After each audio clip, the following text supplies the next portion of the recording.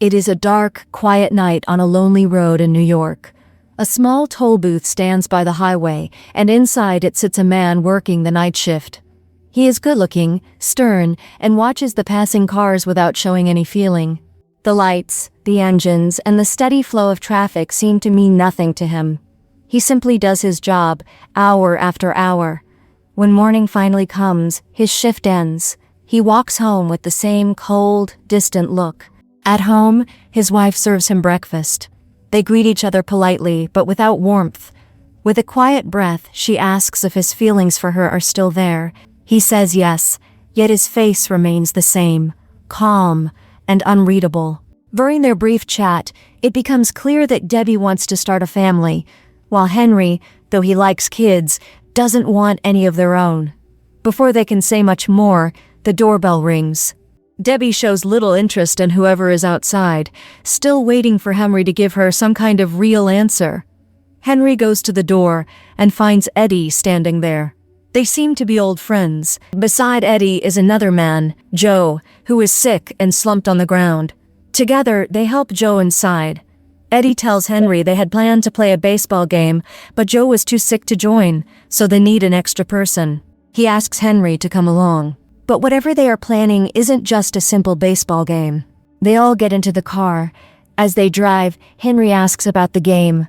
Eddie brushes off the question and quickly says they should stop at the next bank ATM to grab money for beer. Besides Eddie and Henry, 2 more men are riding with them. When they reach the bank, Eddie tells Henry to stay in the car and keep the engine running. As Henry looks around, he realizes something is wrong. The wires under the wheel are exposed, and the car has clearly been started without a key. It becomes obvious that Eddie didn't borrow this car, and the group's plan is far from harmless. Eddie and the others rush into the bank. Henry stays in the driver's seat, unsure of what to do. Moments later, an alarm blasts through the building. People inside scatter, shouting. A guard steps outside with his gun drawn right as Henry nervously starts the car. Not knowing what is happening, Henry slowly lifts his hands, trying to show he means no harm. He is arrested on the spot for a crime he never meant to be part of. During questioning, he refuses to give any names, perhaps out of loyalty, or because Eddie is the only one he even knew. Soon after, he stands in court. The judge gives him 3 years in prison for robbery. Henry accepts the sentence quietly, as if it makes little difference whether he is behind bars or at home.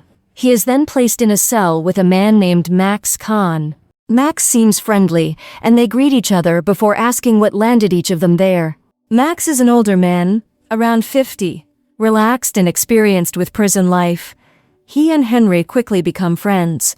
Max explains how things work inside and helps Henry understand the daily routines. At dinner on Henry's first night, the judge's decision still echoes in his mind. 3 years for a robbery he never meant to join. Surrounded by rough inmates, he feels out of place, but Max stays beside him. During one of their talks, Max says something that surprises Henry. The worst crime is ignoring your own goals. When Max asks Henry what he hopes for in life, Henry admits he doesn't really know, and isn't sure he ever did. Max is puzzled, wondering how someone can live without any clear dream. Still, he keeps encouraging Henry to imagine a better future, planting an idea that slowly begins to grow. One day, Debbie visits Henry. Their meeting feels just as cold as their mornings at home once did. She has come to share unexpected news. She plans to marry Joe, the same man who was sick outside their house and later joined the robbery. Henry gives a small smile and tells her he's happy for her. Another year goes by. Henry has settled into prison life, though he now keeps a long beard, maybe from losing interest after Debbie left. Max still jokes with the other inmates while helping them shave, but Henry stays quiet, as usual. Henry is approved for parole, yet he shows no excitement. Before leaving, he says goodbye to Max in their cell. Then he steps outside with no idea where to go. After walking for a while, he ends up at the home where he once lived with Debbie. Joe answers the door and greets him casually, as if Henry is just a guest dropping by. Debbie brings him a beer, acting calm and distant. Henny notices she is pregnant, and the news catches him off guard. Joe thanks Henry for not giving his name to the police during the robbery. Henry replies in a dry voice that he didn't speak up because he barely remembered who Joe was. Henry has no home and no job now. He keeps thinking about something Max once told him. If you've already paid the price, you might as well choose your own path.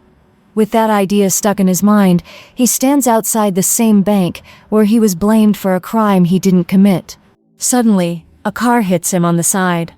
The driver is Julie Ivanova, a local actress known for her Buffalato commercials and her current role in the Cherry Orchard.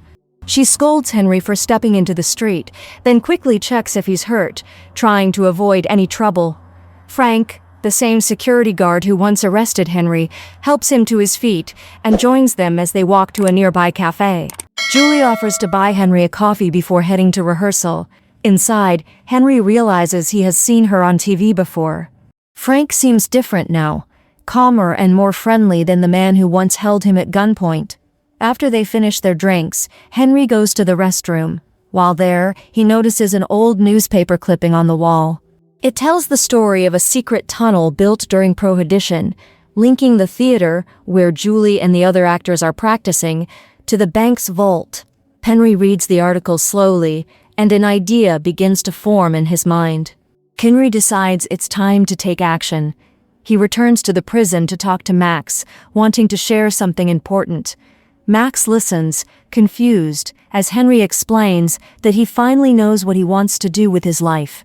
Max is startled when he realizes Henry is talking about breaking into a bank. He can't understand why anyone would dream of something like that, especially someone standing inside a prison while admitting it.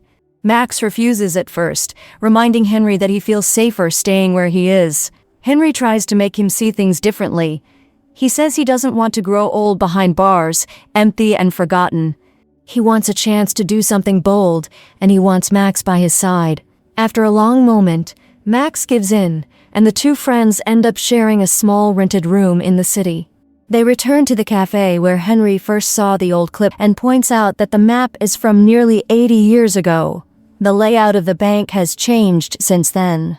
To make sure the tunnel still lines up, they must check both places, the bank first, and then the theater, to confirm their plan. At the bank, Max uses his smooth talking to figure out that the old tunnel still exists beneath the building. After that, they head to the theater. Max pretends to be a retired actor from decades ago, and Henry introduces him to Julie. With her help, Max gets a full tour of the place. During the visit, Max speaks quietly with the theater manager and learns that the tunnel was sealed long ago. The space that once led underground has been turned into a performer's dressing room, belonging to an actor named Lopkin. Meanwhile, Henry talks with Julie in the main auditorium and gathers the courage to ask her out. He shares bits of his past, and she agrees to meet him for Chinese food. Their evening together goes surprisingly well, and for the first time Henry feels something warm growing between them. Afterward, Max decides they need access to the dressing rooms to continue their plan. He and the manager talk again, and the manager, knowing a bit about the old tunnel, offers to help them get inside. The theater manager arranges for one of the actors to step aside so Henry can join the cast. Henry, normally stiff and quiet, is now part of the Cherry Orchard, all as a cover for their plan to reach the vault. The play's director is strict and constantly criticizes Julie, but Henry follows Max's guidance and quickly adapts. Max believes Henry has a natural talent for acting, and soon Henry moves comfortably among the performers. When the time comes, Henry and Lopkin work together to access the dressing room where the tunnel begins. But they find it blocked with sand. They need a third person to help with the digging. They turn to Joe, who is drinking at a local tavern and frustrated with his life. Henry offers him a chance to join the project and a little work. The three men start clearing the tunnel. Max and Joe handle most of the heavy digging, while Henry continues attending rehearsals to avoid suspicion.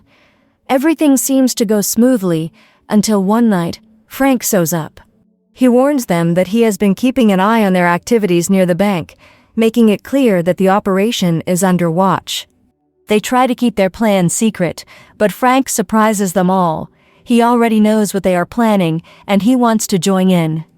Calmly, he explains that the bank will soon handle a massive cash transfer, millions of dollars, and it will happen only once because he is retiring.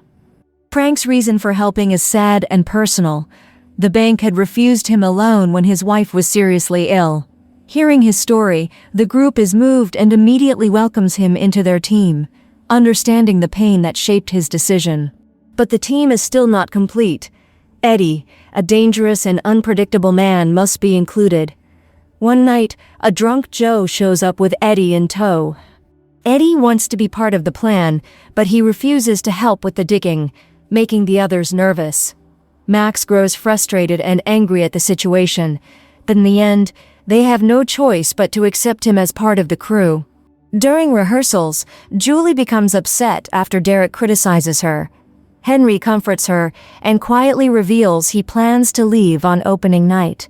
Since he is now essential to the play, his absence would disrupt everything, giving the group the perfect chance to carry out their plan. Julie grows frustrated and yells at Henry, her voice sharp as she tells him to leave her alone. The tension hangs in the air, but Henry doesn't respond. His mind is already focused on the task ahead. Meanwhile, he prepares for the real mission, breaking into the bank vault during the play's opening night. He plans carefully, moving between acts without anyone noticing, blending his actions with the rhythm of the performance on stage. Eddie's role is critical. He must use the welding equipment to open the vault. He may be reckless and unpredictable, but he is the only one who truly understands the machinery and how to operate it safely. Without him, the plan could never work. With Eddie's help, they finally reach the vault. Henry keeps performing on stage, his eyes occasionally flicking toward the operation during brief breaks, ensuring everything goes according to plan. Step by step, they fill the sacks with cash and carry them quietly to the Lepakins' room, careful not to attract attention. Then, in an instant, Eddie reverts to his old, selfish ways. He pulls a revolver on Max and orders Joe to take the money to the car, intending to keep it all for himself. The moment is tense, but Max reacts without hesitation.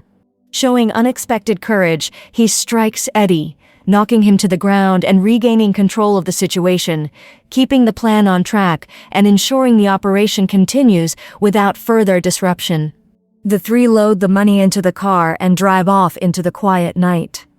After a while, Henry asks the driver to stop, giving him a moment to think.